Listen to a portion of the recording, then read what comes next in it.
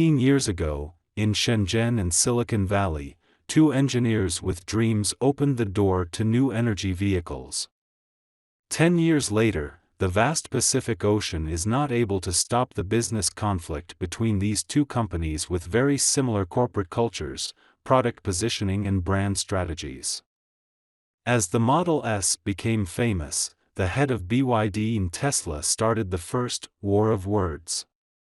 BYD founder, Wang Chuanfu threatened, "BYD is able to build Tesla at any minute."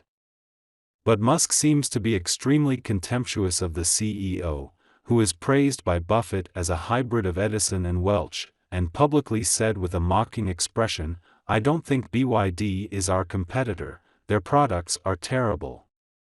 However, the facts tell us that these two leaders who led human society from fuel vehicles to the era of electric vehicles know very little about each other. In fact, BYD has never been able to build a Tesla, but looking at the world, it has indeed become Tesla's strongest competitor.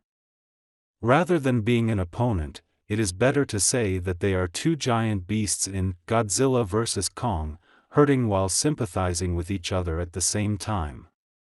Welcome to Auto Age. Now you are on the journey to look back at every change in the car, witness every surge in speed, and explore the mystery behind the car.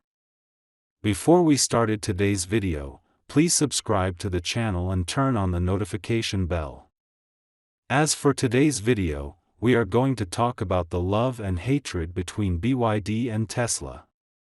One is the earliest and most radical new energy vehicle company in China, leading the world in terms of supply chain and large-scale mass production. The other is the electric car company with the strongest sense of technology in the world.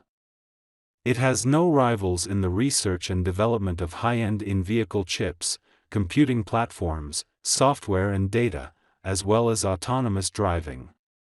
Then, do you know what is the biggest difference between them? 1995 is when BYD was established in Shenzhen, and they were established as a battery company. Not many people know this, but this is the company that provided the batteries for mobile phones for decades from the 1995 onwards. It was the #1 battery supplier for Nokia, for all the Nokia phones. And so they really got their expertise through batteries. This is a battery company. But of course we're talking about Tesla and BYD, so today it's also an electrical vehicle company. Now they did a lot of products. But its interesting moment is really when Warren Buffett decided to invest 10% of the shares in BYD. He gave about $232 million at that time, that's in 2008. And Wang Chuanfu, the founder of BYD, the reason that he could convince Warren Buffett to give him that money, and to invest in his company, was really because he had a dream. And when you talk about the dreams of BYD, actually literally means, build your dreams, and Wang Chuanfu really had a great dream of becoming the #1 battery company in the world, to totally virtually integrate it, and that is a dream that he achieved today. Because BYD was the #1 and still is battery supplier in the world. And if you want to build electrical vehicles, battery is not just an option, it's a must-have. And they were the #1 in quality. But what we forget when we think about BYD is that it's not just about cars, it's a lot more. This is the #1 electrical bus manufacturer in the world. They're providing buses to most of the places, most of the cities in the world, but also utility cars, airport transport, cargo, whatever you need, they have these utility vehicles. So it's not just cars. This is anything you can imagine. And so it's electrical vehicles, they have solar panels, they're really an energy company.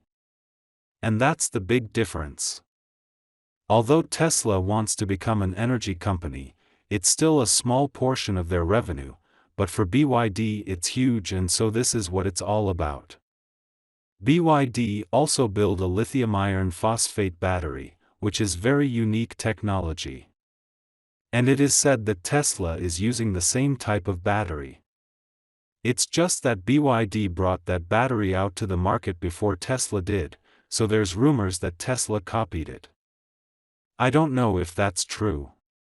Maybe they did it both in parallel. But the reality is that this is a market leader when it comes to the most important component of an EV, which is the battery. And I believe the opportunity for BYD is extreme, because they're building batteries from every size in the car.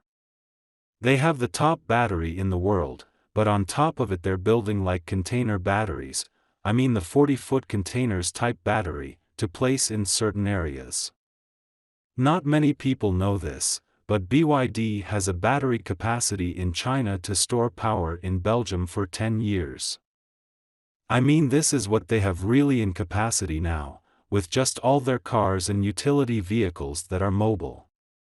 Connect that to the grid and that is a game changer. Now, the biggest challenges BYD has is just being in China. There's 400 competitors, electrical vehicle manufacturers, that all want to take a piece of the pie, and Tesla's still outselling all of them except one car that is a $5,000 car. But that's a very different range.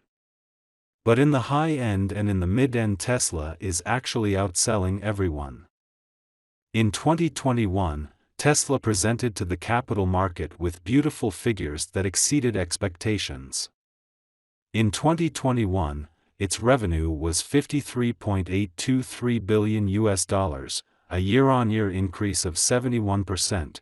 Its net profit was $5.519 billion, a year-on-year increase of 665%. However, BYD is temporarily caught in the embarrassment of increasing revenue without increasing profits. In 2021, BYD Q3 revenue was 54.307 billion yuan, a year-on-year increase of 22%, and net profit was 1.27 billion yuan, a year-on-year decrease of 27.5%. However, the growth revealed by BYD's key indicators is also very good. 2021 Q3 net cash flow from operating activities increased by 22.2 billion yuan, increased investment by 9.37 billion yuan, cash and equivalents increased by 11.5 billion yuan, cash and cash equivalents increased by nearly 14.4 billion yuan. Inventory increased by 1 billion yuan, and investment in construction in progress increased by nearly 3.5 billion yuan. All of the above indicate that BYD is in the cycle of capacity expansion, and it has a good cash flow. However, BYD needs to prove its profitability to the capital market through the strong growth of revenue in the automotive sector to support its high valuation. All in all, with the expansion of BYD's auto products, BYD and Tesla will have more head-to-head confrontations. With BYD's efforts in intelligent driving, high-end chip research and development, and exploration of new travel business models, the two companies will inevitably be closely intertwined together. In the future, Wang Chuanfu and Musk may also encounter in the fields of power battery, energy acquisition/storage, photovoltaic, rail transit, electronics, chip semiconductor, and other fields. The imagination space for new energy production transmission utilization of closed loop is also very large enough. However, the examples of BYD and Tesla tell us that this is not a winner-takes-all game. In a battlefield filled with gunpowder smoke, it is most important to defeat yourself at first. So, the last question, in the battle between BYD and Tesla, who are you more optimistic about? Okay, we just spent another 10 minutes of deep thinking. Do you want to learn about more auto stories? Please keep following our channel and like our videos. See you.